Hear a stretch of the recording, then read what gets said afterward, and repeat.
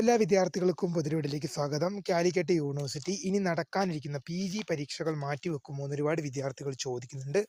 അപ്പോൾ ആ വിദ്യാർത്ഥികൾ ചോദിച്ച ചോദ്യത്തിനുള്ള ഉത്തരം ആണ് വീഡിയോയിൽ കൂടി നിങ്ങളുമായി പങ്കുവെക്കാൻ വന്നത്. കാരണം UGCയുടെ നെറ്റ് എക്സാം നടക്കുന്നതിനാൽ പരീക്ഷകൾ മാറ്റിവെക്കുന്നൊരു സാഹചര്യം ഉണ്ടാകും. കാരണം രണ്ടും ഒരു ദിവസം വന്നു കഴിഞ്ഞാൽ എന്ത് ചെയ്യുമെന്നുള്ള ചോദ്യത്തിനൊക്കെ അങ്ങനെ പരീക്ഷകൾ മാറ്റിവെക്കുമോ എന്നൊക്കെ വിദ്യാർത്ഥികൾ ചോദിക്കുന്നുണ്ട്. വിശദമായ വാർത്തയിലേക്ക് പോകും മുമ്പായി ആദ്യമായിട്ട് ഈ ചാനൽ കാണുന്ന വിദ്യാർത്ഥികളുണ്ടെങ്കിൽ തീർച്ചയായും മറക്കണ്ട സബ്സ്ക്രൈബ് ചെയ്ത് കൊടുക്കാൻ പ്രത്യേകം ശ്രദ്ധിക്കാം.